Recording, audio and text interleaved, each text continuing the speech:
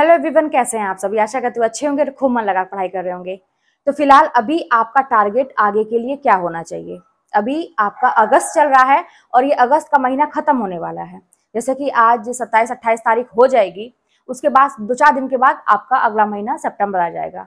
अब सितंबर के बाद कितने महीने बचते हैं इस साल के अंत होने का, ये सारा हिसाब आपको लगाना पड़ेगा।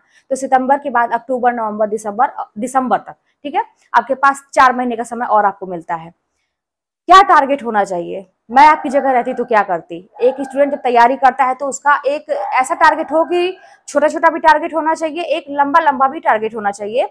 और इस तरह से जब वो सारी चीजों को लेके चलता है तो देखेंगे कि सिलेबस को किस तरह से वो कंप्लीट कर पाता है, कितने अच्छे तरीके से वो मैनेज कर पाता है।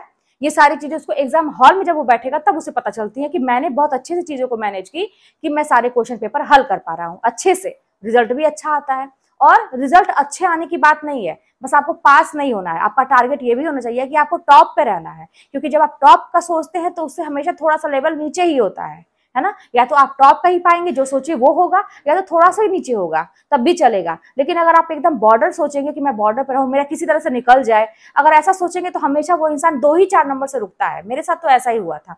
पहले मैं ऐसा सोचती थी कि मैं पास हो जाऊं, मैं किस तरह से मेरा निकल जाए, ऐसा सोचती थी, तो 2-4 नंबर से रह जाता था। लेकिन जब मैंने ये सोचा कि नहीं, अब मुझे बहुत अच्छा करना है, मुझे अपना डिस्ट्रिक्ट चाहिए, मुझे सब कुछ चाहिए, अच्छी जॉब चाहिए, अच्छे लोकेशन पे चाहिए, मतलब सब कुछ अच्छा था। जब मैंने सोचना अपने विषय में शुरू किया तो चीजें मेरे साथ अच्छी हुई और मुझे अपने मन मुताबिक सारी चीजें मुझे मिली। तो यहाँ पे ये कहने का मतलब है कि जो 4 महीने का आपको ये समय मिल रहा है, उसके बाद नया साल आ जाएगा, 2025 आ जाएगा। अब आपका टारगेट ये होना चाहिए कि अभी तक आपने कुछ भी नहीं किया, आपको समझ में नहीं आ रहा कि क्या करें क्या ना करें, ये 4 महीने का टारगेट बनाइए।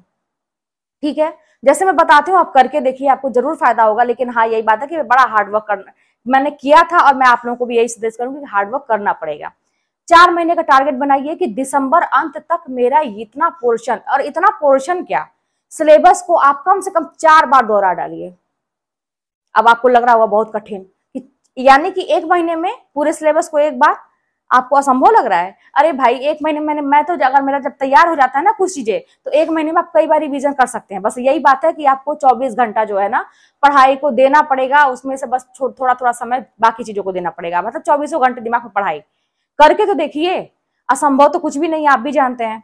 अब आपका टारगेट ये होना चाहिए कि 1 महीने में एक बार पूरा सिलेबस मुझे दोहराना है, अच्छे से समझ समझ के, और उसको टेस्ट भी लगाना है उसका, और नोट्स भी मुझे दोहराना है, किताबें भी दोहरानी है, पूरे सिलेबस को अच्छे से, एक टॉपिक को मतलब कई बार दोहराना है। अच्छा, मैं ये भी बताऊं, जैसे बहुत सारे लोग कंफ्यूज होते हैं कि एक बार पूरा सिलेबस दोहराने का क्या मतलब है। जैसे मैं ये अभी तो मैंने 4 महीने का बताया, थोड़ा लंबा बताया, ये टारगेट हो कि 2024 के अंत तक मुझे अपने सिलेबस को 4 बार दोहरा लेना है। ठीक है, अब जैसे रोज रोज का जो टारगेट होता है, जो आप छोटा छोटा टॉपिक लेते हैं, कई भाग से लेते हैं कि आज मुझे ये पढ़ना, ये पढ़ना, ये पढ़ना है। अब एक टॉपिक को मान लीजिए आपने अपना डिसाइड किया था कि मुझे एक दिन में पढ़ना है, तो उसको कितनी बार दोहराया जाए। क्या एक बार बस दोहराने की बात होती है? नहीं भाई, उसको तब तक दोहराने की बात होती है जब तक वो सारी चीजें आपके मतलब मन और मस्तिष्क में बैठ न जाए। याद नहीं करना है, बस उसको समझ समझ के इतनी बार दोहराना है। और वो कब अनगिनत दोहराइए, कोई 10 बार 20 बार की बात नहीं हो रही है, अनगिनत। किसी को 10 बार में ही समझ में आ जाएगा, किसी को 20 बार में, किसी को 50 बार में। कोई मैटर नहीं रखता कि आप कितनी बार दोहराते हैं, आपका काम होने से मतलब होना चाहिए। और वो सारी एक एक लाइन आपको, मान लीजिए आपने कोई टॉपिक उठाया, उसमें 5-6 पेज है उस टॉपिक में, आपका कल का टारगेट है 1 दिन का। अब उस 5-6 पेज को आप इतनी बार दोहराइए कि उसकी एक एक लाइन कहाँ से शुरू हो रही है, अंत तक बीच में क्या है, कहाँ से क्या है, किस पन्ने पे क्या है, किधर क्या है, वो सारी चीज दिमाग में छप जानी चाहिए। क्वेश्चन आए तो कहीं से भी आपको हिचकिचाहट ना रहे कि हाँ, उससे रिलेटेड क्वेश्चन करिए। तो ऐसे होता है कि आप कोई टॉपिक अगर डिसाइड किए, 3-4 टॉपिक डिसाइड किए हैं 1 दिन में कवर करने का, तो उसको अनगिनत बार पढ़ना पड़ता है। ऐसा नहीं कि 1-2 बार पढ़ लिया आज का टारगेट खत्म, नहीं। बहुत मेहनत करनी पड़ती है दोस्तों पढ़ाई के लिए, और तब आपके सक्सेस की गारंटी होती है। मैं तो हमेशा गारंटी की बात करती हूँ आप लोगों से, कि ये गारंटी होती है। अगर आप इस तरह से पढ़ाई करेंगे तो 100%, अगर आपने एग्जाम दिया, चयन हुआ, 100% आपका रिजल्ट आएगा। मतलब कोई इसमें लेकिन नहीं है। लेकिन जैसा मैं बता रही हूँ वैसा आपको करना पड़ेगा। तो करिए, टारगेट बनाइए। अभी आपका 2024 के अंत तक का मिशन ये होना चाहिए। जैसा मैंने बताया, सिलेबस को मैं 4 बार कह रही हूँ, आप 8 बार करिए, आप 10 बार करिए सिलेबस को। इतना जब मैं इतना कहूँ तो आप इतना करिए। मेरा टारगेट यही रहता था। जैसे मेरे गुरु लोग जैसे कोई होते थे कि कहते थे कि इतना ये आपको कवर करना है, तो मैं हमेशा 1-2 पेज ज्यादा पढ़ती थी। तो आपको अगर कोई भी कहे तो आप उससे ज्यादा ही करिए, कम तो करने की सोचिए ही मत।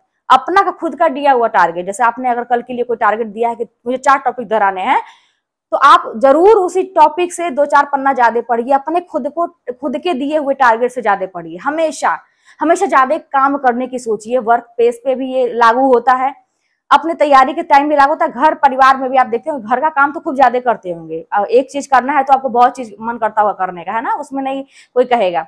लेकिन जहां पे अपने विषय में जो भविष्य बनाने वाली चीजें हैं वहां पे हम ये चीज लागू नहीं करते, तो करना पड़ेगा। ज्यादा करने की सोचिए और 2024 के अंत तक का मिशन आपका यही होना चाहिए। चलिए मिलते हैं नेक्स्ट वीडियो में, कोई बात होगी तो कमेंट के माध्यम से बताइएगा।